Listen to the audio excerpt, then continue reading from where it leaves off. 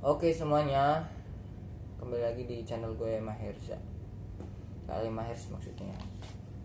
Jadi di video kali ini gue bakal sedikit cerita mengalami pengalaman terburuk gue di Jakarta dan alasan kenapa gue ngejual Polaroid yang official, Polaroid yang hasil menang dari Fandom Name Contest. Jadi gini ceritanya, waktu gue masih ngekos di daerah Cilincing, gue kecurian kemalingan gitu 3 HP gue sekaligus. Yang pertama ada HP Realme C2, itu HP pribadi gue. Terus kedua ada HP Samsung A21s, itu HP gue khusus buat yang jualan, terus bikin konten, terus ngegame, itu di HP yang A21s. Terus juga yang ketiga HP Samsung M2 apa ya kalau nggak salah, itu HP kantor. Dan gue kemalingan sama tetangga kosan gue sendiri gitu. Dan gimana ya, lebih shocknya lagi, nggak ada yang tahu gitu, ternyata dia itu maling. Ya kalau tahu pasti ya udah ketangkap lah ya. Jadi ceritanya waktu gue lagi tarawih gitu, habis pulangnya, nah gue kaget HP gue nggak ada gitu, padahal gue udah ngerencanain habis tarawih gue mau mabar gitu sama temen gue. Dan ternyata dia ngebobol kamar gue lewat kamar mandi. Jadi kamar mandi gue itu terhubung sama inilah ya, sama kamar gue, jadi nggak ada sekatnya. Dia ngebobol lewat internetnya, itu dibobol bener-bener kelihatan, atau ya gimana sih kalau maling, bener-bener bolong gitu atasnya. Habis itu gue shock banget kan. Terus gue minjem HP tetangga kosan gue dan buat ngelacak gitu, tapi ya nggak ketemu. Ya pasti mau bagaimanapun kan maling pasti udah pinter lah ya. Nah disitulah gue merasa bingung harus bagaimana, sedangkan itu seminggu sebelum lebaran. Gue butuh banget HP buat kayak komunikasi, silaturahim gitu, dan maaf-maafan gitu tentunya. Dan gue malah dapat kejadian yang menurut gue musibah besar gue yang gue alami di Jakarta ya. Tapi sebenarnya ya pas waktu terakhir itu gue ada firasat buruk. Gue pengen balik ke kosan, tapi dalam hati gue sebentar lagi terawihnya mau kelar gitu lah, pokoknya lah ya, skip. Dan dari kejadian itu gue nggak punya HP, nggak megang HP. Jadilah gue megang pakai handphone temen gue dulu.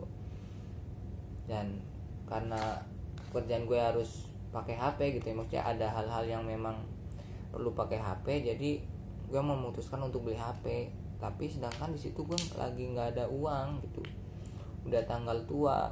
Jadi saudara kakak gue kebetulan memang kerja di counter, jadi gue ngambil dulu HP-nya, dan dengan terpaksa gue ngejual ini yang satunya untuk DP-nya dulu gitu. Dan sebenarnya itu nggak sangat sih, memang berat banget buat gue gitu, apalagi kan ini didapat dari kerja keras gue gitu, dari kerja keras gue buat ikutan ini itu terus.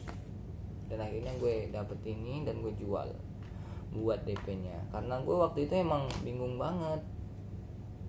Dan sebenarnya waktu itu gue juga mau ngejualnya nggak cuma Polaroidnya doang ini, tapi gue mau seperangkat sama album C yang udah ditanganin, terus juga ada gambaran tangan yang ini, dan sama photocard di sini pokoknya adalah itu. Sebenarnya gue mau ngejual itu semua buat gue beli HP, tapi waktu gue buat TikTok terus banyak yang nyaranin buat nggak usah dijual gitu. Sebenarnya apa ya, bener sih, tapi di sisi lain gue juga butuh duit gitu buat gue kedepannya gimana gitu. Dan pada akhirnya gue memutuskan untuk ngejual ini satu, ngebuat buat dijadiin DP gitu. Dan ya sampai sekarang HP gue nggak ketemu sampai sekarang. Dan yang bikin gue kayak berpikiran negatif sama orang tuh ya karena alasan itu, padahal gue udah baik banget sama orang itu. Kayak dia minjem charger gue pinjemin, terus bayar listrik dia nggak pernah bayar listrik ya. Padahal itu kan waktu gue masih kontrakannya kan setiap 2 kamar 1 meteran. yang pakai token, dan gue itu yang bayar.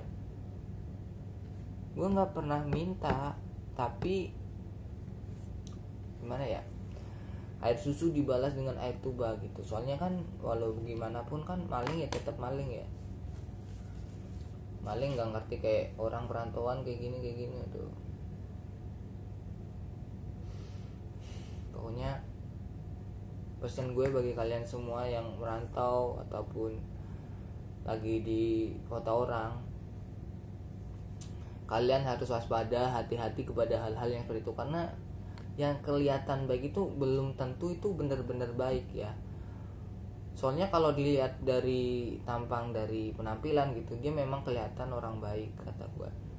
Dia sering nyapa, sopan gitu, tapi ternyata dia di dalam otaknya itu menyembunyikan sesuatu yang apa ya, merugikan gue banget gitu. Dan sedangkan gue sering cerita sama dia kalau gue masih punya adik 2 buat sekolahin, gue ngebiayain, bantu biaya rumah dan lain-lain, dan itu malah ngebuat kayak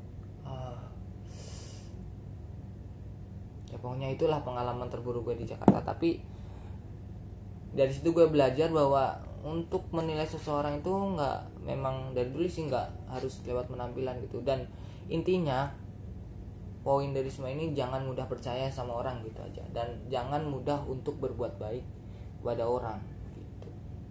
So jadi sekian dulu untuk video kali ini. Mudah-mudahan kalian tahu alasan kenapa gue ngejual ini yang satu, dan alasan kenapa gue jarang banget upload video-video untuk channel YouTube ini. Oke, thank you, bye, selamat malam.